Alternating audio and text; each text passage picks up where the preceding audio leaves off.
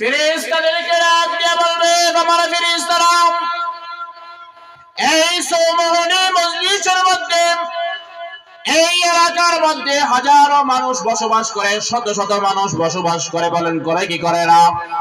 একটু আওয়াজ দিয়ে বলেন। আল্লাহ বলবেন, আমার ফেরেশতারা, এই সমাজের মধ্যে শত শত মানুষ বসবাস করার পরও যেই জায়গায় দ্বীনের মজলিস, যেই জায়গায় কোরআনের মজলিসে রাখা হয়েছে, যেই জায়গায় কোরআনের কথার কথা কানে শুনলো, ওই মজলিসের মধ্যে মানুষগুলো না বৈশা সমাজের মধ্যে বিভিন্ন জায়গায় ঘুরেছে, বাড়ির মধ্যে বসে রয়েছে। আর আমার এই বান্দারা কোরআনের কথাগুলো শ্রবণ করার জন্য এই মজলিসের মধ্যে বসছে। তোরা আমার কাছে পিক নিয়ে আসছো, ছবি নিয়ে আসছো, আমি আল্লাহ ওয়াদা দিলাম এই বান্দাদেরকে আমি আল্লাহ মাফ করে দিলাম। চিৎকার করে বলেন আল্লাহ রাব্বুল আলামিন বলেন, এই কোরআনকে আমি আল্লাহ নাযিল করেছি, আর এই কোরআনকে সংরক্ষণ করার দায়িত্ব আমি আল্লাহ নিজে নিয়েছি। সুবহানাল্লাহ বলেন না? কোরআন নাযিল করছে কে? কোরআনুল কারীমকে আল্লাহ রাব্বুল আলামিন নিজে নাযিল করেছেন, আর এই কোরআনুল কারীমকে আল্লাহ রাব্বুল আলামিন নিজে সংরক্ষণ করার দায়িত্ব নিয়েছেন। বলতে পারেন, হুজুর, এই কোরআনুল কারীমকে আল্লাহ নিজে সংরক্ষণের দায়িত্ব নিয়েছেন, আবার এই কোরআনুল কারীমকে আল্লাহ নিজেই নাযিল করেছেন, কেমনে সংরক্ষণ করবে, কিভাবে করবে? আমরা তো বুঝি না। আপনারা সহজেই বুঝে নেন, কোরআনুল কারীম শুধু এই পৃষ্ঠার এই কাগজের মধ্যেই নয়, এই কোরআনুল কারীম হাজারো লাখো মানুষের সিনার মধ্যে আছে না নাই?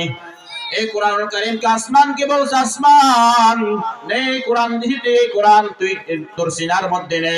আসমান কোরআন নাই নাই, জমিন নাই নাই, পাহাড় নাই নাই, নদীগুলা নাই নাই, গাছপালা কীট পতঙ্গ কেউ নাই নাই।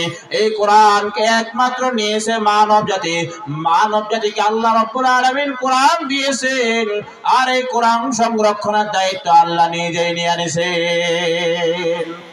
আর এই কোরআনের সাথে যারা সম্পর্ক জড়াইবে, এরা শুধু দুনিয়াতেই দামি নয়, এরা শুধু আখিরাতেই দামি নয়, আখিরাতেও দামি রয়েছে। দুনিয়ার মধ্যে আল্লাহ তাআলা তাদের সম্মান বাড়িয়ে দিয়েছে। সুবহানাল্লাহ বলেন। আমি আজকে এই মজলিসে বসছি, এই চেয়ারে বসছি, এটা আমার বাপ দাদার কোনো সম্পদ নয়, আমার ব্যক্তিগত কোনো সম্মান নয়, আমার কোনো বাহাদুরি নয়। এই মজলিসে এই চেয়ারে বসতে একমাত্র কোরআনুল কারীমের কারণে। কি বলেন? আমি যদি কোরআনুল কারীম না জানতাম, কোরআন সম্পর্কে না জানতাম, আমি এখানে বসতে পারতাম, আমার স্থান আপনার সেই জায়গায় হইতো। কিন্তু এই কোরআনের সাথে সম্পর্ক করার কারণে আল্লাহ রাব্বুল আলামিন সম্মানের চেয়ারে আমাকে বসাইলেন। আর এই সম্মান একমাত্র আমার কারণে নয়, এই সম্মান বলেন কিসের কারণে? এজন্য কোরআনুল কারীম এমন একটা কোরআন, এই কোরআনের সাথে যারা সম্পর্ক করবে আল্লাহ রাব্বুল আলামিন তাদের সম্মান দুনিয়াতেই বাড়িয়ে দিবে। শুধু এতটুকুই নয়, এই কোরআন পড়নেওয়ালা, কোরআন শিখনেওয়ালা যদি কোন রাস্তা দিয়া যায়,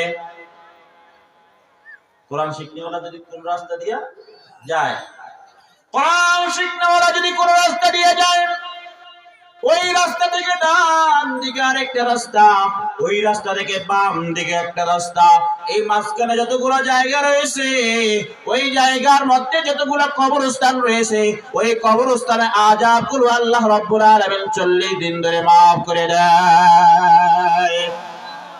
এই কোরআনের কেমন সম্মান, কোরআন পড়নেওয়ালার সম্মান। ও মুসলমান, এলাকার মধ্যে কোরআনের মার্কাজ আছে না নাই? আপনাদের মসজিদের পশ্চিম পাশে তানজিমুল উম্মাহ ইন্টারন্যাশনাল মহিলা মাদ্রাসায়, ওখানে দ্বীনের দরস দেওয়া হয়। ও মুসলমানের ফায়দাটা কেমন? এই মাদ্রাসার ছাত্রগুলো যে জায়গা দিয়ে হাঁটবে, আল্লাহর কোরআন সাক্ষী দেয়, রাসূলের হাদিস সাক্ষী দেয়।